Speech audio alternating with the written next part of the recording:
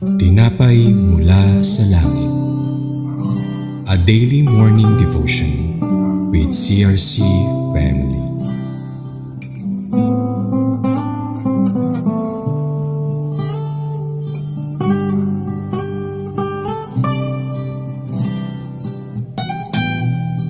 Isa pang papalang umaga sa ating lahat mga kapatid, sa mga nakikinig sa mga oras na ito. Ako po si Sister Roma Boral ng CRC Chess Daughter Church. Samahan niyo po kami sa ating programang Tinapay mula sa langit, ang pang-araw-araw nating devotion sa salita ng Diyos. Ngayong umaga ay matutunghayan po natin sa Book of Judges, chapter 13 verses 24 to 25 kung anong aral at mensahe sa ating lahat ng Diyos. Ngunit bago po tayo magpatuloy, tayo'y dumako muna sa maikling panalangin. Aming Diyos Ama sa langit, kami po ay nagpupuri at nagbibigay parangal sa dakila mong pangalan. Pagkalinisin mo po ang aming puso at isip upang malaya naming marinig at maging lubos ang pangunawa namin sa mensaheng ilalahad mo po sa amin. Salamat po sa bagong araw na ito na inyong pinagkaloob sa pagtalaga niyo po sa akin bilang instrumento ng pagpapahayag ng inyong salita. Kayo nawa po ang maitaas at mapurihan at ito po'y maging kalugod-lugod sa inyo. Ito po ang aming samot dalangin sa matamis na pangalan ng inyong anak na si Jesus. Amen. Ang Judges chapter 13 verses 24 to 25 ay tumatalakay sa mahimalang kapanganakan at paglaki ni Samson ng pagpili sa kanya ng Diyos bilang tagapagligtas ng Israel mula sa mga Filisteo.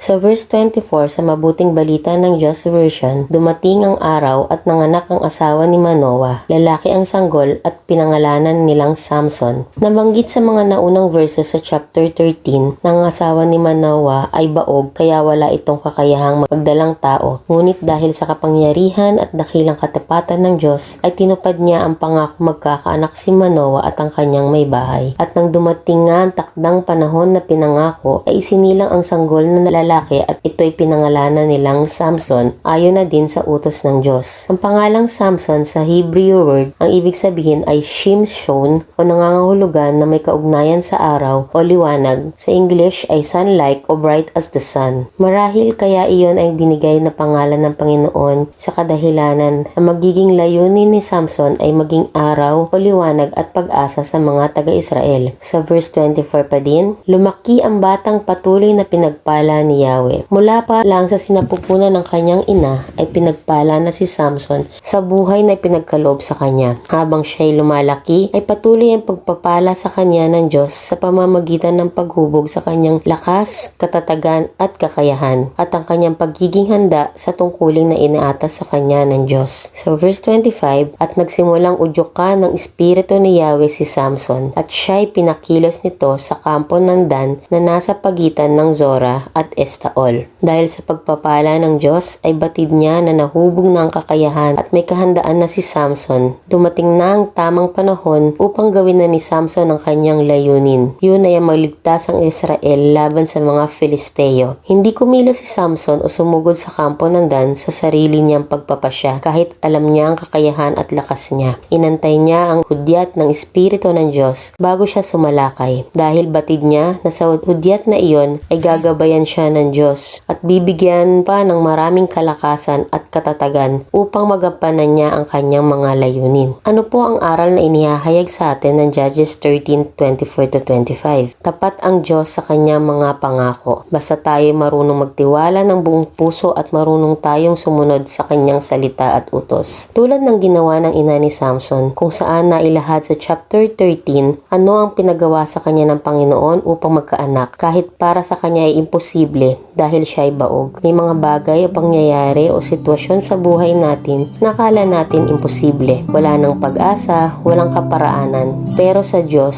walang imposible. Basta buong puso lang tayong magtitiwala at sumunod sa Kanya. Gaya ni Samson, bago pa man tayo sinilang sa mundong ito, ay may kanya-kanya na tayong layunin. Maaring sa iba ay di pa malinaw kung ano ito. Ngunit ano pa man ang ating mga layunin sa ating mga buhay, huwag nating kalimutan na sa Diyos ito magmula, kaya't ang kalakasan, kakayahan at talino ng ating gagamitin para dito ay sa Diyos din nagmula. At dahil ang Diyos ang nagtakda, kung tayo ay susunod, nakasisiguro tayo na hindi tayo pababayaan at lagi niya tayong gagabayan at sasamahan. Kaya po, ating pagnilayan at alamin sa ating mga sarili, ano ba ang Samson natin sa buhay? O ano ba ang layunin at kalooban ng Diyos para sa atin? Paano ba tayo magiging liwanag at pag-asa sa iba? Tayo po ay manalangin. Mapagpalang Diyos, lubos po kaming nagagalak sa ganitong pribilehiyo na inyong pinagkakaloob sa amin. Nababatid po namin na ang ganitong platform ay inyong kaparaanan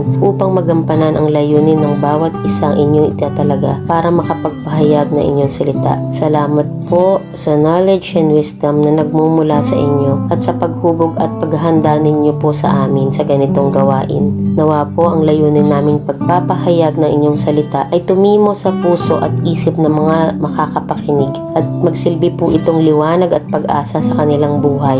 Pinapanalangin din po namin ang aming bansa sa mga kaguluhan at di pagkakaunawaan. Nawa po ay may gamitin po kayong Samson na makapagbibigay ng liwanag at pag-asa at magpapalaya sa kanila sa mga bagay na hindi nagiging kalugod-lugod po sa inyo. Muli po, salamat sa dakila ninyong katapatan at walang hanggang pagpapala at biyaya. Ang lahat ng ito ay dinadalangin namin na may pasasalamat sa tanging pangalan ng inyong anak na si Jesus. Amen. Maraming salamat po sa inyong pakikibahagi sa ating programa. Lagi po nating pagnilayan ang salita ng Diyos mula sa ating puso dahil lubos ang magiging kaunawaan natin dito. Muli po ninyo kami samahan bukas sa pagninilay ng kanyang mga salita dito sa programang Tinapay Mula sa Langit. Malaya po ninyong i-share ang video na ito upang kayo rin ay maging pagpapala sa iba. Pagpalain po tayong lahat ng Panginoon. Muli po, isang magandang umaga na puno ng pagpapala.